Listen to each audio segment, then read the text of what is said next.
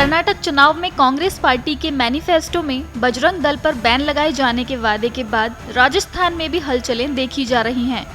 दरअसल राजस्थान में कांग्रेस की सरकार है और इसी वर्ष यहां भी विधानसभा चुनाव होने हैं।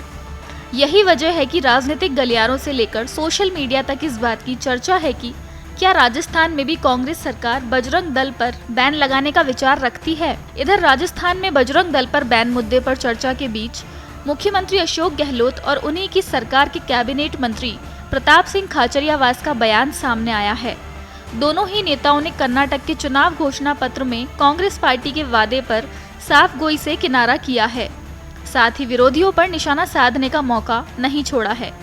कर्नाटक में बजरंग दल पर बैन और हिंदुत्व के गरमाए मुद्दे पर मुख्यमंत्री अशोक गहलोत ने शुक्रवार को राजसमंद के नाथद्वारा में एक कार्यक्रम के दौरान अपनी प्रतिक्रिया दी।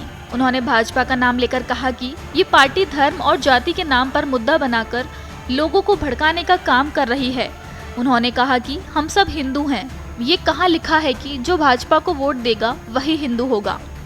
सीएम गहलोत ने कहा कि लोकतंत्र में कुछ लोग बीजेपी को वोट नहीं देते, कुछ कांग्रेस को वोट नहीं देते। ऐसे में जो कांग्रेस को वोट नहीं देंगे उनको क्या कहेंगे, ये समझ से परे है।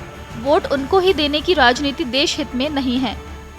कांग्रेस ने कर्नाटक चुनाव के घोषणा पत्र में भले ही बजरंग दल जैसे हिंदूवादी संगठनों को बैन करने का वादा किया है, लेकिन राजस्थान में पार्टी फिलहाल इस तरह का कोई कदम उठाने से किनारा कर रही है। गहलोत सरकार के कैबिनेट मंत्री प्रताप सिंह खाचरियावास ने शुक्रवार को ये साफ किया कि राजस्थान में बजरंग दल पर प्रतिबंध लगाने का फिलहाल राज्य सरकार का कोई इरादा नहीं है। खाचरियावास ने कहा कि पूरा देश बजरंग बली का भक्त है। बीजेपी बेवजह ही अफवाह फैलाकर प्रदेश में दंगे फैलाना चाहती है, जिसमें वो कभी कामयाब नहीं होगी। गहलोत सरकार के कैबिनेट मंत्री गोविंद राम मेघवाल ने भी इस मुद्दे को लेकर पिछले दिनों अपनी प्रतिक्रिया दी थी, जो कि चर्चा का विषय रही। इस सवाल पर मंत्री मेघवाल ने कहा कि इस संबंध में कांग्रेस नेताओं के साथ बैठक होगी और विचार विमर्श के बाद ही किसी प्रकार का निर्णय लिया जा सकता है। उन्होंने कहा कि कर्नाटक और राजस्थान अलग अलग नहीं हैं। भगवान श्री राम का नाम लेकर अपराध करने की अनुमति न कर्नाटक में दी जाएगी और न ही राजस्थान में। ऐसे लोगों से सख्ती से निपटा जाएगा। 1948 के अंदर 1948 में जब महात्मा गांधी जी के नाथूराम गोडसे ने गोली मारी थी, उस वक्त तत्कालीन जो गृह मंत्री थे सरदार वल्लभ भाई पटेल, उन्होंने आरएसएस पे बैन लगा दिया था। और आज जिस तरह से ये आरएसएस बजरंग दल में आपराधिक प्रवृत्ति के लोगों को भर्ती करके जिस तरह के अपराध करते हैं, मॉब लिंचिंग करवाते हैं, धर्म के नाम पर लोगों के साथ मारपीट करते हैं, लोगों की हत्या कराने की साजिश करते हैं, उस बात का विरोध कांग्रेस पार्टी के नेताओं ने किया है। और उन्होंने कहा है कर्नाटक में कि जिस तरह से जैसे ही कांग्रेस की सरकार बनेगी हम लोग इस संगठन पे बैन करेंगे। इधर नेता प्रतिपक्ष राजेंद्र राठौड़ ने मंत्री गोविंद राम मेघवाल के इस बयान पर गहलोत सरकार पर निशाना साधा है।